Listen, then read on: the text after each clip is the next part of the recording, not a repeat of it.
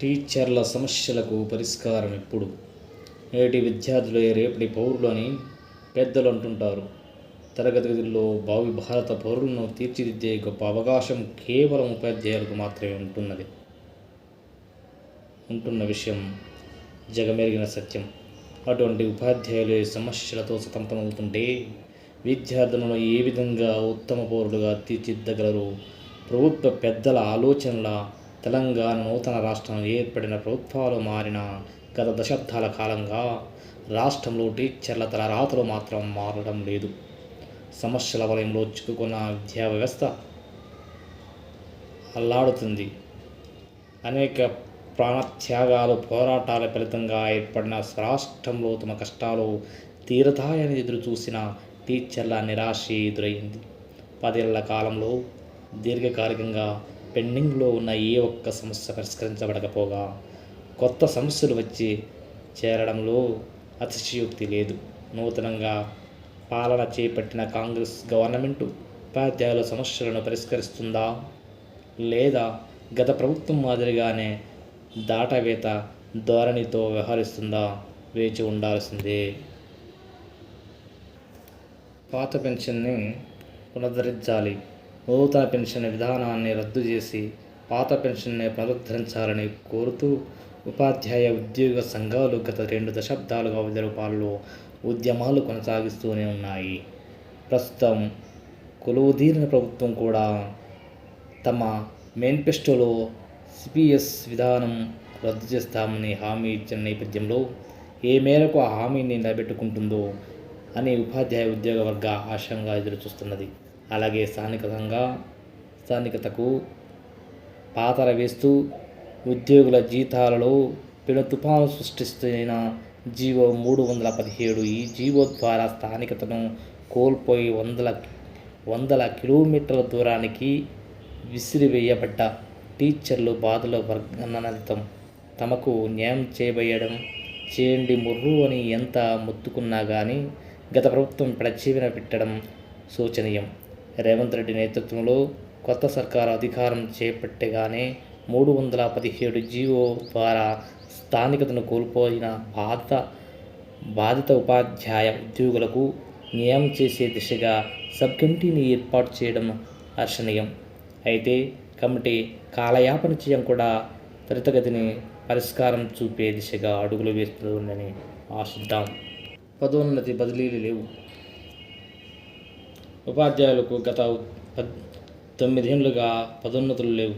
గత 6 ఏళ్లుగా బదిలీలు లేవు. ఉపాధ్యాయ సంఘాలు పోరాటాల ఫలితంగా గత ఏడాది ప్రారంభమైన పదోన్నతుల ప్రక్రియ కోర్టు కేసుల కారణంగా అర్ధాంతరంగా ఆగిపోయింది.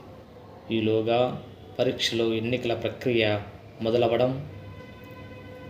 మొదలవడంతో నిలిచిపోయిన బదిలీలను జరపడం కుదరలేదు. ఇప్పటికైనా ప్రభుత్వం న్యాయస్థానాల్లో పెండింగ్లో ఉన్న కేసులను పరిష్కరించి నూతన విద్యా సంవత్సర ప్రారంభానికి ముందే పదోన్నతులతో కూడిన బదిలీలు చేపట్టాలని ఇప్పటికే టీచర్ల సంఘాలన్నీ ప్రభుత్వానికి వినతి పత్రాలు ఇచ్చాయి. ఈ విషయంలో ప్రభుత్వం చొరవ చూపించే బాగుంటుంది. భాషా పండితుల పోస్టుల సమస్య.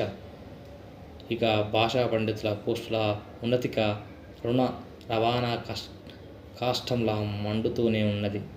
ఎమ్మెల్సీ ఎన్నికలు వచ్చినప్పుడు ఉత్తర్వులు విడుదల కావడం, ఎన్నికలు అయిపోయాక మరుగున పడిపోవడం ఆనవాయితీగా వస్తున్న తంతు.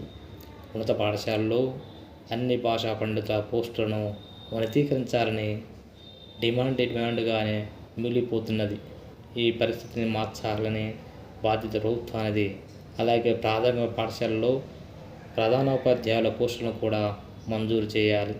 గడువు ముగిసిన పిఆర్సీ ప్రతి 5 ఏళ్లకోసారి ప్రభుత్వ ఉద్యోగ ఉపాధ్యాయ పెన్షన్లకు ఇవ్వాల్సిన పిఆర్సీ ఇంకా ప్రకటించలేదు.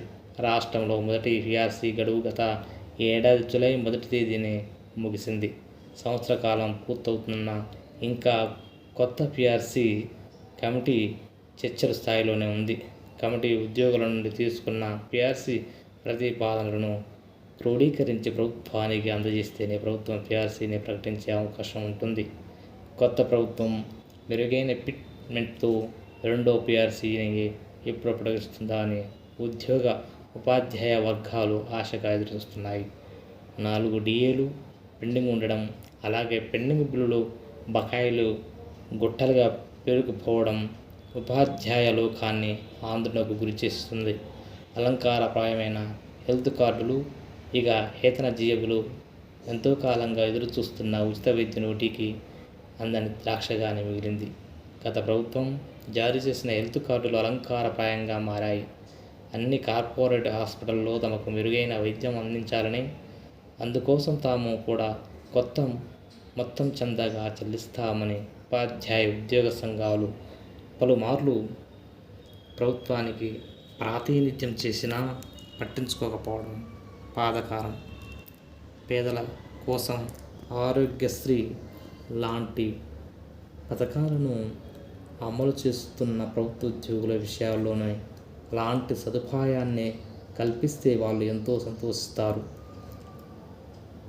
ప్రభుత్వ తక్షణమే ఉపాధ్యాయ ఉద్యోగ పెన్షనర్ సంఘాలతో సమావేశం ఏర్పాటు చేసి ఈ విషయమే తగు నిర్ణయం తీసుకుని వేతన జీవుల ఆరోగ్యానికి ప్రోత్సాహం కల్పించాలి.